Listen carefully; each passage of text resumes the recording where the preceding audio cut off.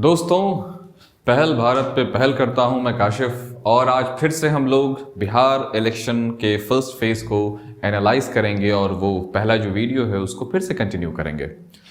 Analysis में जब हमने देखा, जब पूरी स्टडी हो गई और जब दूसरे दिन की भी रिपोर्टिंग कुछ हद तक बाहर आ गई ज़्यादा से ज़्यादा स्थानीय लोगों से, जो वोटर्स थे उनसे, तो जैसा कि मैंने आपको बताया कि इलेक्शन कमीशन के मुताबिक लगभग 56% के आसपास वोटिंग टोटल हुई है। और अगर देखा जाए कि किस तरह से ये चीज़ें चल रही हैं, तो हमें एक जो बहुत ही ज़रूरी बात है उसमें वो ये है कि कुछ सवाल आए हैं और उन सवालों के जवाब का जो रिफ्लेक्शन है वो बिहार इलेक्शन के फर्स्ट फेज़ में हमें दिख रहा है।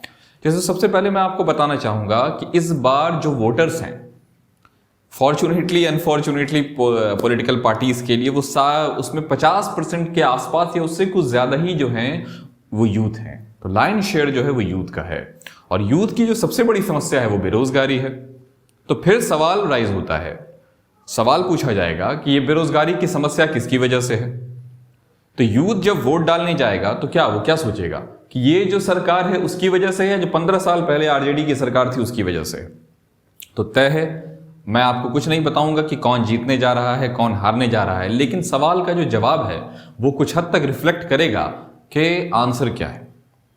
फिर दूसरा सवाल उठता है कि जब लॉकडाउन हुआ और जब करीब करीब ये स्थिति हो गई कि सिवाय सरकार के और कोई नहीं था जो इस स्थिति को संभाल पाता, उस वक्त बिहार सरकार ने क्या ऐसा कर दिया जिसकी वजह से उन जो लॉकडाउन के में जो लोग अनएम्प्लॉयड हुए उनको कुछ काम नहीं करने को मिला।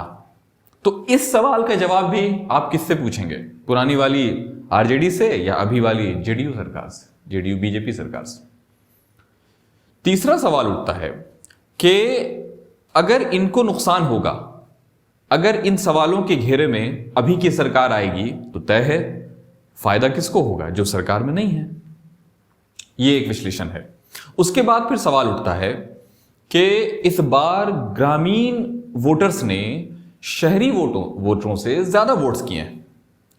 ये खुद आप अगर देखेंगे तो जो बिहार इलेक्शन को पूरी तरह से कंडक्ट कर रहा है इलेक्शन कमीशन, उसकी रिपोर्ट है। इसको खुद HR श्रीनिवास ने कहा है कि इस बार ग्रामीण वोटिंग शहरी वोटिंग से, यानी कि रूरल वोटर्स जो हैं वो अर्बन वोटर से कहीं ज्यादा संख्या में और कहीं ज्यादा एनर्जी में जाकर नंबर ऑफ वोटर्स जो उसमें बहुत ज्यादा रहे। तो तय है कि इस बार ग्रामीण बिहार ने ज्यादा वोट किया है।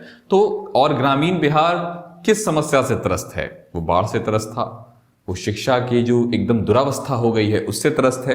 तो आप इसमें देख सकते हैं कि बहुत सारी ऐसी चीजें हैं जो, तो ये एक एनालिसिस है जो फर्स्ट फेज का। अब हम एक और टॉपिक पर आते हैं कि फर्स्ट फेज के जो इलेक्शन का इंपैक्ट है, जो वोटिंग का इंपैक्ट है, वो तय है कि जो सेकंड और थर्ड है उन पर पड़ेगा। अभी सेकंड और थर्ड का जो फेज है वो बाकी है, ये तो कहीं नहीं जा सकती है। तो अगर हम देखते हैं कि किन किन घटनाओं ने इस इलेक्शन को, अगर आप बिल्कुल इमीडिएट फैक्टर में अगर एक देखें तो बहुत ही जो जबरदस्त हो गया वो मुंगेर वाली घटना है। और मुंगेर का जो परसेंटेज है इस बार वोटिंग का वो 47.6 या 7% है। ये दिखा रहा है कि वोटिंग परसेंटेज अचानक डाउन हो गया, यानी लोग सरकार से नाराज हो गए या क्या स्थिति हो गई। और जो वोटर्स आए जिन्होंने वोट डाले वो इत्तेफाक से वो सब के सब वो लोग थे, जब स्थानीय निवासियों से और कई लोगों से बात हुई तो उन लोगों ने बताया कि हमने इस सरकार को वोट नहीं दिया है। तो आपको पता है कि जो अभी सरकार है उसके खिलाफ कौन खड़ा है? वो महागठबंधन है। तो अगर अब हम इस बात पर विचार करना फिर से शुरू करें तो आखिर वो जो वोट है जो पूरी तरह से एक तरह आप समझ सकते हैं जो इधर से उधर जा रहा है, जो शिफ्ट कर रहा है, ये जो शिफ्टिंग है, ये जो वोटर्स की शिफ्टिंग है वो किधर जा रही है? एंटी इनकम्बेंसी का भी जबरदस्त फायदा मिल रहा है आरजेडी महागठबंधन को। लोग शुरू में, मुझे याद है कि आरजेडी को बिल्कुल भी सीरियस नहीं ले रहे थे, इवन कि यहां तक भी कह रहे थे कि ये जो जन सैलाब उमड़ रहा है ये एक ऐसे ही तमाशा देखने जा रहे हैं। लेकिन फर्स्ट फेज के इलेक्शन ने ये जाहिर कर दिया है, बहुत सारे इलेक्शन पोल्स ने ये मिलकर जाहिर किया है कि नहीं, ऐसा नहीं है। खुद पुष्यमित्र जैसे वरिष्ठ पत्रकार ने कहा है कि इस बार जेडीयू को खासा नुकसान होने वाला है। तो आप खुद जोड़िए, अगर जेडीयू को खासा नुकसान हो रहा है तो फिर खासा फायदा किसको हो रहा है? जैसे मैं आपको बताऊं कुछ जिलों में कहां कहां इलेक्शन के क्या परसेंटेज रहे, तो मैं आपको बताऊंगा कि कैमूर में 56.9%, बांका में 59.6%, मुंगेर में जो मैंने आपसे कहा कि वो बहुत डाउन हुआ है, 47.3 से 4% है। इस तरह से आप देख सकते हैं कि किस तरह से वो बदला है। मतलब कि इस बार वोटर्स जो हैं वो ज्यादा से ज्यादा ग्रामीण इलाकों के वोटर हैं, वो भी वोटर्स हैं जो मजदूर, जो प्रवासी मजदूर थे, जिन्होंने वो समस्या झेली थी। तो अगर मैं आपको एक चीज और बताऊं कि अक्सर आरजेडी पर ये उसके लिए बिल्कुल जो उसके विपक्ष हैं वो ये टैगलाइन लगा देते हैं कि आरजेडी मुस्लिम और यादवों से चलती है, उसको मुस्लिम और यादव वोट देते हैं। अगर आप उसके लालू यादव के दौर की बात को देखें तो कुछ हद तक, या अगर आप बिठाएं तो हो सकता है ये जिसको माय समीकरण कहा जाता था उसका क्या, लेकिन अभी अगर इस इलेक्शन में हम देखते हैं तो 14 ब्राह्मण हैं जो आरजेडी के कैंडिडेट्स हैं, 16 कुशवाहा हैं, 38 शेड्यूल्ड कास्ट से हैं और 18 राजपूत से हैं और 21 जो हैं वो अति पिछड़ा से हैं। तो ये वेरिएशन हुआ है, ये बहुत सारी चीजें हुई हैं जिनको हम उससे जोड़ सकते हैं। लेकिन एक सवाल जो मेरे दिमाग में आ रहा है और वो अनआंसरेबल हो रहा है, उसका कोई जवाब मुझे नहीं मिल रहा है। वो सवाल ये है कि लॉकडाउन की जो मार है उसमें तो स्टेट गवर्नमेंट का यानी नीतीश कुमार का कोई कंट्रीब्यूशन नहीं था। तो कहीं ना कहीं ये मुझे लगता है, और ये कई और भी जो राजनीतिक विश्लेषक हैं उनको भी लग रहा है कि कहीं ना कहीं एनडीए का जो फेलियर है, जो उस गठबंधन का फेलियर है जिसमें बीजेपी सबसे बड़े घटक और दल के रूप में है, उसको छुपाने के लिए कुछ लोग ये कह रहे हैं कि इस बार कई लोगों का ये कहना है कि नीतीश कुमार को खुद बीजेपी उतना सपोर्ट नहीं कर रही है या उसके कैडर्स बीजेपी के कैंडिडेट्स के लिए उतने ज्यादा एक्टिव नजर नहीं आ रहे हैं। तो मेरे ख्याल से ये एक तरह की बेवकूफाना एनालिसिस है, क्योंकि तय है कि जब भी सरकार में आएगी तो एनडीए आएगी और नहीं आएगी तो एनडीए नहीं आएगी, तो फिर बीजेपी ऐसा क्यों करेगी। मेरे ख्याल से ये कहीं ना कहीं रिजल्ट के बाद के रिजल्ट जब लोगों को समझ में आ गया कि ये इस बार महागठबंधन के चांसेस ज्यादा हैं, जैसा कि मनोज झा जो अक्सर नंबर का जिक्र नहीं करते, उन्होंने कहा है कि इस बार हम अच्छे खासे सीट से जीत रहे हैं, जिसको आप 45 से 55 तक जा सकते हैं, वो तो 55 तक चले गए हैं। लेकिन फिर भी अगर सारे विश्लेषकों के राय को एक एवरेज में निकाला जाए तो 45 से 50 सीट, फर्स्ट जो 71 सीटों पर जो इलेक्शन हुआ उसमें आप देख सकते हैं कि आरजेडी के फेवर में जा रहा है।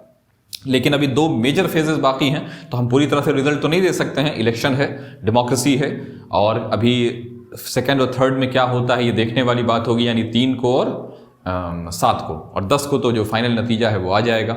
तो मेरी आपसे ये है कि इस बार जो बहुत सारे सवाल उठ रहे हैं, जैसे अनएम्प्लॉयमेंट का सवाल है, प्रवासी मजदूरों का सवाल है, सरकार की मौजूदगी में लॉकडाउन में जो लोग बेकार हुए उनका सवाल है कि उनको कोई काम नहीं मिला, उसी तरह बहुत सारी ऐसी कोशिशें हैं जिन पर हम बात कर सकते हैं। और यही इस बार पहली बार हम एक चीज और देख रहे हैं, अक्सर जो मैंने पहले वीडियो में भी अपने कही थी जो बात कि लोग अक्सर धर्म जाति को बिहार से जोड़ते हैं, लेकिन इस बार के मुद्दे में कहीं ना कहीं वोटर्स, जो यूथ वोटर है, वो डेवलपमेंट, विकास, रोजगार, बेरोजगारी, शिक्षा, स्वास्थ्य, जल, बिजली, यानी जो इंफ्रास्ट्रक्चर्स हैं जो समाज को और किसी भी ग्रुप को, किसी भी क्लास को, किसी भी कौम को कामयाब बनाने के लिए होते हैं, उससे वो इस बार अलग नहीं हो रहे हैं।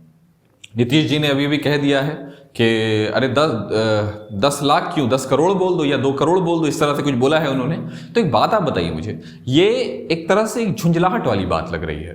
तो कहीं ना कहीं जो लोगों का जबरदस्त ये चल रहा है, जन सैलाब एकदम उभरा हुआ है, सब लोग कुछ ना कुछ कह रहे हैं, सब एक दूसरे पर छींटाकशी कर रहे हैं। लेकिन इसी दौरान जो नीतीश कुमार ने जब कह दिया कि 6-6, 7-7 बच्चे बेटे के लालच में बेटी पैदा किए जा रहे थे, तो ये अपने आप में कितना गंदा बयान है एक इतने वरिष्ठ नेता का, अपने एकदम जो इमीडिएट जो उनके ओपोनेंट हैं उसके बारे में इस तरह से बोलना, जिसके साथ आप बहुत बार रहे हैं, आपने राजनीतिक करियर लगभग एक साथ शुरू किया है, आप उस लालू यादव के बारे में इस तरह से बात कर रहे हैं। ये मैनर नहीं है। हार जीत, आइडियोलॉजीज के डिफरेंसेस और अलग अलग हमारी जो पॉलिटिकल फ्रेंचाइजी है वो अलग बात है, लेकिन इस तरह का होना। फिर उसी वक्त बीजेपी, आरजेडीयू के ही अजय आलोक ने कह दिया कि औकात क्या है चिराग पासवान के बारे में।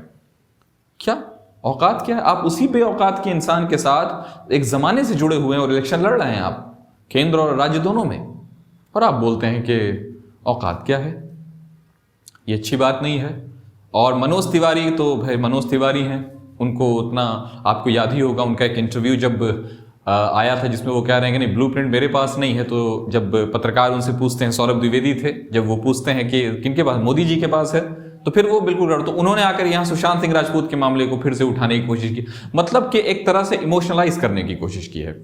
तो दोस्तों हमें समझना होगा कि बिहार इलेक्शन फर्स्ट फेज का एनालिसिस ये है, और जहां तक अभी सीट्स के और इनके अभी 2 फेजेस बाकी हैं, उसमें अगर देखा जाए तो पता नहीं कौन जीतने वाला है। लेकिन कुछ जो सवाल हैं मैंने आपके सामने रख दिए हैं, और उन सवालों का जवाब क्या है, वो जवाब कहीं हद तक ये साबित करता है या ये प्रूफ करता है कि 10 को रिजल्ट क्या आने वाला है। तो अभी सेकंड और थर्ड का हम लोग फिर से एक विश्लेषण लेकर आएंगे और कोशिश करेंगे कि आपको ज़्यादा से ज़्यादा और सही से सही जानकारी दें। तो अगर आपको हमारी ये खबर, हमारा ये विश्लेषण और हमारी ये कोशिश अच्छी लगी हो तो प्लीज़ हमारे चैनल पहल भारत को सब्सक्राइब करें, ज़्यादा से ज़्यादा शेयर करें, और इसी के साथ मैं ये वीडियो समाप्त करता हूँ। Thank you very much.